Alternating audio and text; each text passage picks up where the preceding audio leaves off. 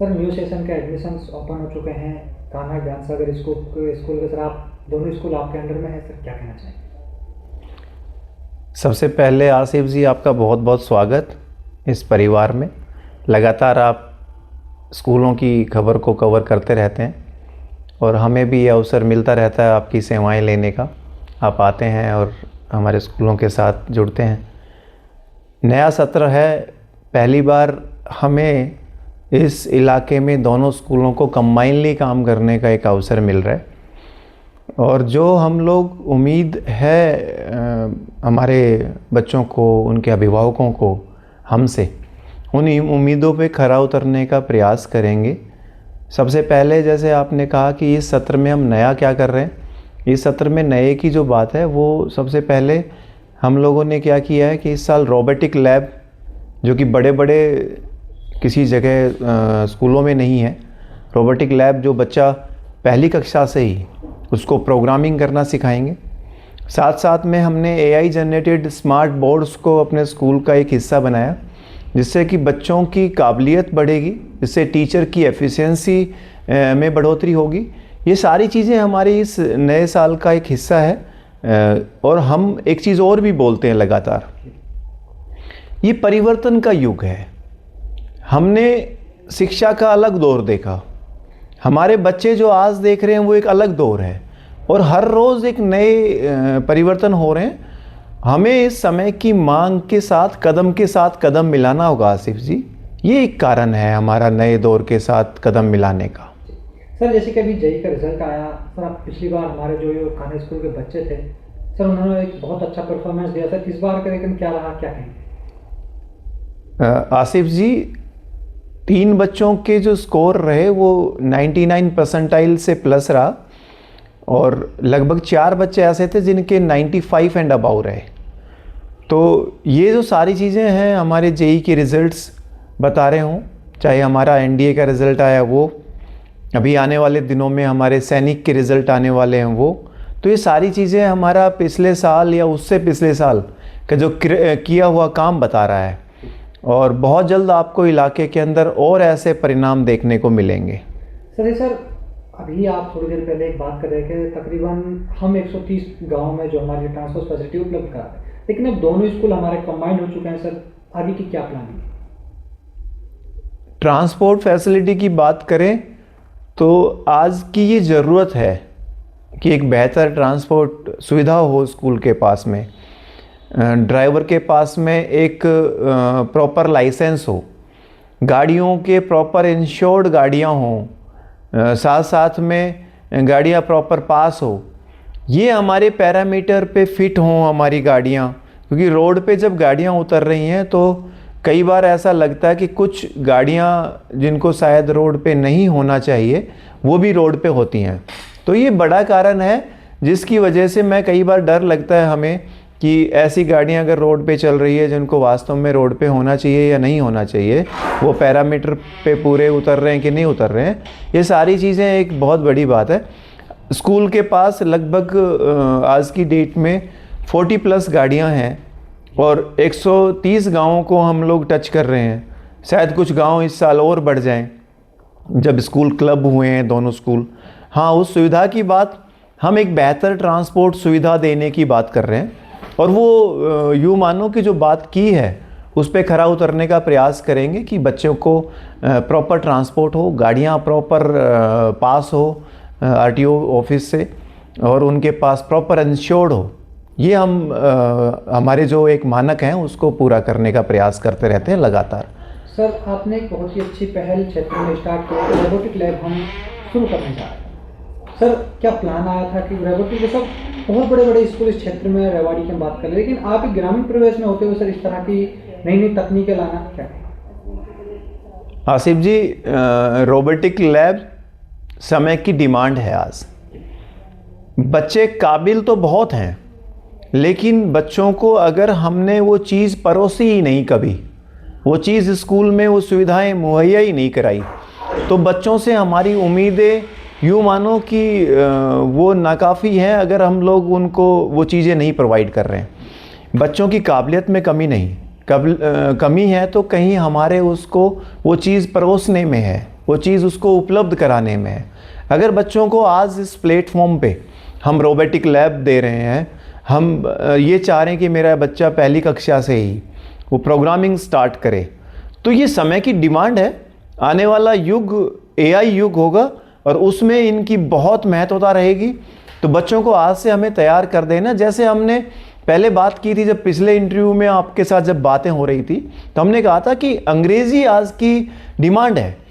अंग्रेज़ी के साथ चलना, हमारे बच्चों को इंग्लिश बोलना सिखाना, उनकी पर्सनैलिटी पे काम करना, इस समय की डिमांड है। इसी तरीके से जो अगली पहल है, मैंने आपसे कहा था कि इसके साथ कुछ नई चीज़ें होंगी हमारे पास। हम एक जगह स्टैंड नहीं करेंगे, हम अपने आप को स्टैग्नेट नहीं करेंगे, हम रोकेंगे नहीं अपने आप को, क्योंकि बच्चे को आगे बढ़ना है और उसकी सीमा केवल सीमित जगह तक नहीं, बहुत ऊंची उड़ान उड़नी है उन बच्चों ने। सर, बच्चों को लेकर तो खास बात होगी। सर, एक मैं आपसे लगातार एक इंटरव्यू में सवाल करता हूँ सर, स्पोर्ट्स, क्योंकि कुछ बच्चे एजुकेशन के मामले में थोड़े वीक होते हैं, लेकिन सर वो स्पोर्ट्स के मामले में बहुत ही टैलेंटेड बच्चे होते हैं। सर, उनके लिए स्कूल ने क्या प्रावधान किया? इस साल आपसे जब मेरी लास्ट बार चर्चा हुई थी, हमने दिसंबर में एक स्पोर्ट्स मीट ऑर्गेनाइज कराई थी यहाँ पे, ओपन चैम्पियनशिप, जिसमें बहुत स्कूलों के बच्चों ने भाग लिया। बहुत अच्छा लगा कि विंटर ब्रेक में उन बच्चों के साथ उनके खेल के जोश को देख के बहुत देखते ही बन रहा था वो सारी चीज़ें। उसी दिन निर्णय लिया मैंने कि हम लोग स्पोर्ट्स में भी इस साल और ज़्यादा, पहले भी हम लोग इसमें कार्य कर रहे थे, इस साल हमें डिफरेंट स्पोर्ट्स के, जैसे क्रिकेट के अलग कोचेज़ हमने हायर किए हैं, बैडमिंटन के कोचेज़ हायर किए हैं, कबड्डी खो खो के कोचेज़ डिफरेंटली हायर किए हैं, बास्केटबॉल के कोच हमने हायर किए हैं, ताई कमांडो के कोच हायर किए हैं। इस तरह के 5 डिफरेंट गेम्स के साथ हम लोग चाहते हैं कि उनकी टीम बनाएं, उनको शाम को देर शाम तक यहाँ रखें। जैसे आपने कहा कि उनका पढ़ाई की तरफ रुचि, मैं कहता हूँ ऐसा नहीं है। पढ़ाई की तरफ रुचि होना एक अलग बात है, उसको शारीरिक रूप से स्वस्थ होना एक दूसरी बात है। तो अगर मेरा बच्चा स्पोर्ट्स में पार्टिसिपेट कर रहा है तो वो मानसिक और शारीरिक रूप से स्वस्थ रहेगा, एक चीज़। दूसरी चीज़, स्पोर्ट्स हमें रोज़ लड़ना सिखाता है, रोज़ परिस्थितियों से लड़ के, झगड़ के और जीतने के लिए प्रयासरत करने का प्रयास करता है। तो स्पोर्ट्स ऐसे ही ज़िंदगी की जो परिस्थितियाँ हैं हमारे बच्चों को रोज़ दिखाने का प्रयास करता है। तो इसलिए मैं बच्चों से कहता हूँ कि आप चाहे पढ़ाई में उतना ही इंटरेस्ट रखें, आपको खेल में भी इंटरेस्ट रखना ज़रूरी है, क्योंकि खेल वास्तव में हम हारते हैं, फिर जीतते हैं, और जीत के फिर उस चीज़ को दिखाते हैं, और फिर अगले दिन फिर हमें किसी दिन हार का सामना करना पड़ता है। तो हम जीवन में भी ऐसे ही हैं, किसी दिन हम नाकामी का सामना करते हैं, लेकिन अगले दिन फिर प्रयास करते हैं कामयाब होने का। जीवन में केवल नाकामयाबी से निराश होने की ज़रूरत नहीं है, यही बच्चों को सिखाने का प्रयास करते हैं स्पोर्ट्स के माध्यम से। सर, मैं आपसे हर सवाल एक इंटरव्यू में पूछता हूँ सर, क्या खास जो क्षेत्र के लोगों ने, समय जो पेरेंट ने आपसे उम्मीद लगा रखी है, क्या देने जा रहे हो? अगर मैं आज बार की सब बात करूँ, क्योंकि अब एडमिशन ओपन है, जो पेरेंट्स एक बेस्ट स्कूल और अपने क्षेत्र की मैं तरफ से बात करूँ, सर क्या देंगे प्लान? आसिफ जी, आज एक चीज़ें और आपके साथ साझा करता हूँ, आपको सुन के अच्छा लगेगा, और मेरे को ऐसा लगता है कि शायद ये हमारे इस इलाके की एक महत्वपूर्ण डिमांड भी है। जैसे आपने कई लोगों को देखा होगा, कई बच्चों को देखा होगा, कई स्कूलों को देखा होगा कि बच्चे ने आज होमवर्क नहीं किया, बच्चे को पनिश किया, एक बच्चे के पेरेंट्स को बता दिया कि बच्चे ने होमवर्क नहीं किया, 2 बच्चे की नोटबुक में नोट डाल दिया, 3। मैं कह रहा हूं इससे क्या बच्चे ने काम कर लिया? बच्चे ने होमवर्क कर लिया? बच्चे की जो हम चाहते थे बच्चे से वो हो गया? नहीं हुआ आसिफ जी। उसका मैंने तोड़ निकाला कि बच्चे को पनिश मत करो। पनिश करना, फिजिकल पनिश करना, ये उसका तोड़ नहीं है, ये उससे पढ़ाई से दूर करने का रास्ता हो सकता है, पढ़ाई कराने का रास्ता नहीं। पढ़ाई अगर कराना चाहते हो, टीचर साथ बैठे, बच्चा साथ बैठे, कोई खाली पीरियड हो, कोई ऐसे सब्जेक्ट जिसकी महत्वता कंपैरेटिवली कम हो, या बच्चे को अगर हमें बोलें बेटा अगर आपने होमवर्क नहीं किया तो कल के गेम के पीरियड में आपको बाहर नहीं जाने देंगे, कल अपन काम पहले करेंगे। या हमने इस चीज़ को और एक नया तरीका कि हम बच्चों को शाम को 2 घंटे यहीं रोक के, आज अगर वो होमवर्क नहीं करके लाया, उसके घर में कॉल करके ये बताएंगे जी आज बच्चा 2 घंटे लेट आएगा क्योंकि आज उसने होमवर्क नहीं किया था, तो बच्चे को भी लगे कि अगर मैंने होमवर्क नहीं किया तो कल फिर 2 घंटा स्कूल रोकेगा, और ये अलग से ट्रांसपोर्ट की व्यवस्था होगी, पेरेंट्स की चिंता का कारण नहीं होगा कि अगर बच्चे को रोक लिया गया है तो कहीं हमारी जिम्मेदारी तो नहीं लगा देंगे स्कूल की आप उसको लेके आए स्कूल से। नहीं, ऐसा नहीं है, स्कूल अलग से ट्रांसपोर्ट व्यवस्था पूरी करेगा, क्योंकि पहला काम ये कि बच्चों को अच्छी एजुकेशन तभी दे सकते हैं जब उसको भी उसकी इम्पोर्टेंस का पता चले, उसकी पढ़ाई की महत्वता का पता चले।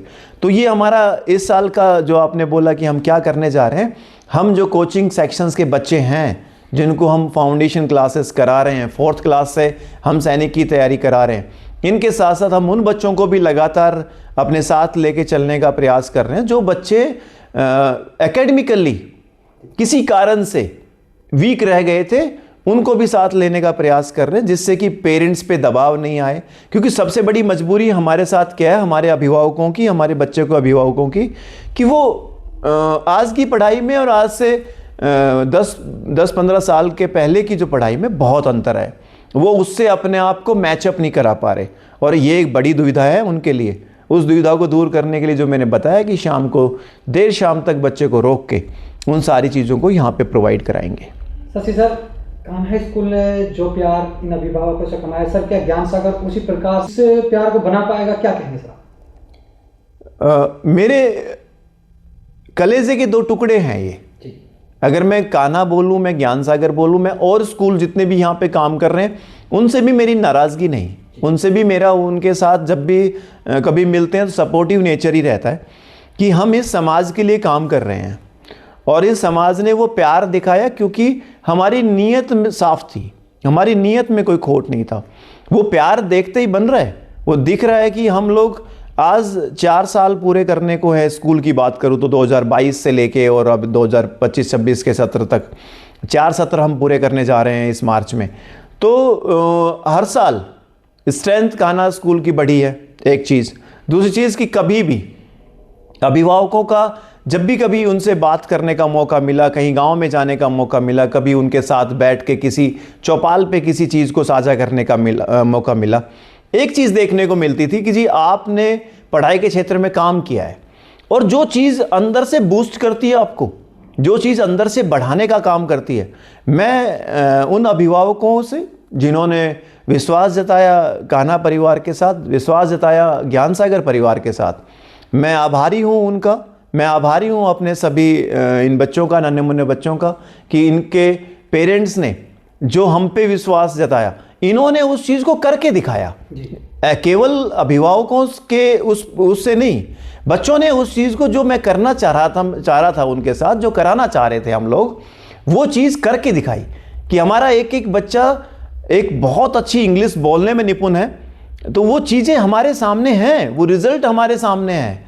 हमारे पास सिंगल टीचर यहाँ का नहीं है, यहाँ की लोकलिटी का, और उसके नहीं होते हुए भी जब हम स्ट्रेंथ को देखते हैं तो देखते हैं कि नहीं, हमारी स्ट्रेंथ बाकी स्कूलों से बहुत आगे हैं, हम कई कदम आगे हैं, और हम हर रोज़ आगे बढ़ने का प्रयास करते रहेंगे इन बच्चों के माध्यम से।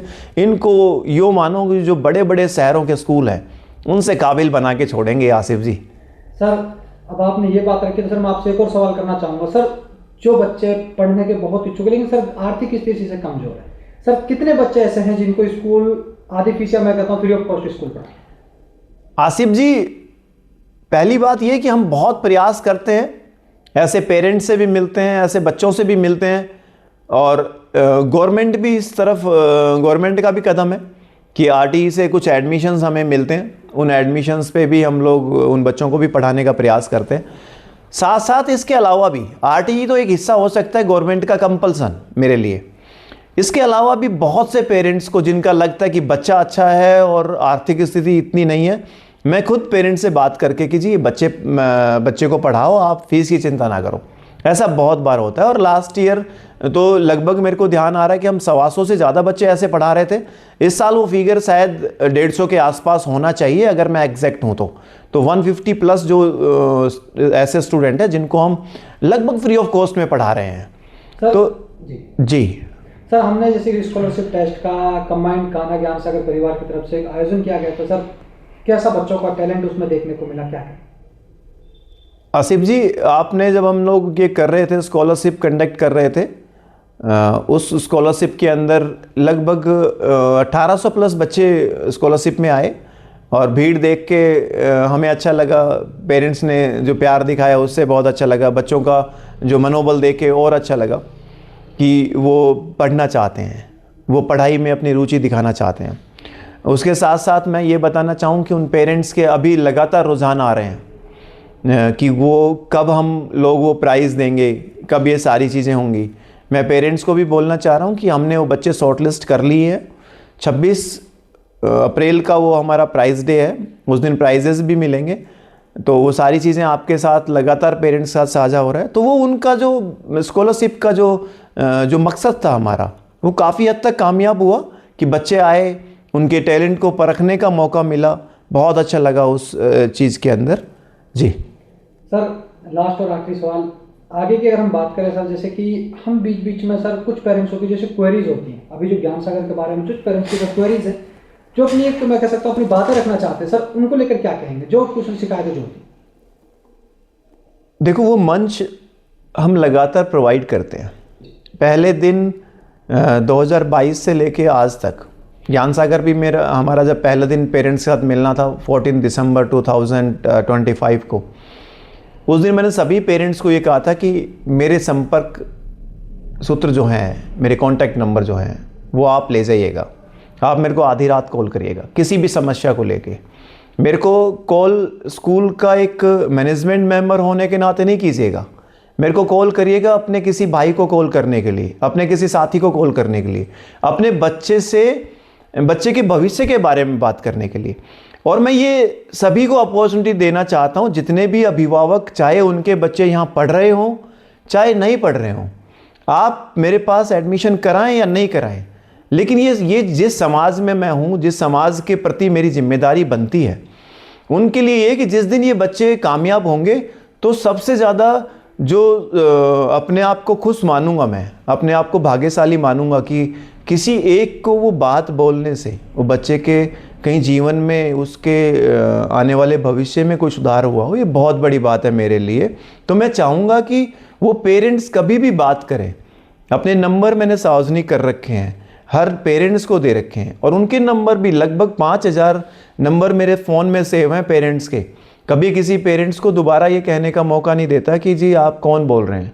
तो एक बड़ी बात है। एक चीज़ और मैं इस चीज़ में ऐड करना चाहूँगा, इस समाज के प्रति मेरी जिम्मेदारियां हैं आसिफ जी, और ये मैं ईमानदारी से और अपने हृदय की गहराई से, अपनी आत्मीयता से ये बातें बोल रहा हूँ कि वो जिम्मेदारियां इसलिए कि इस समाज के बहुत ऋण है हम पे।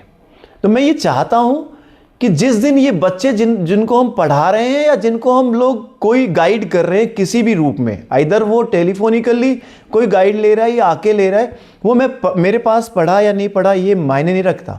मायने रखता है कि इस समाज को मैं कैसे आगे बढ़ा सकता हूँ ये।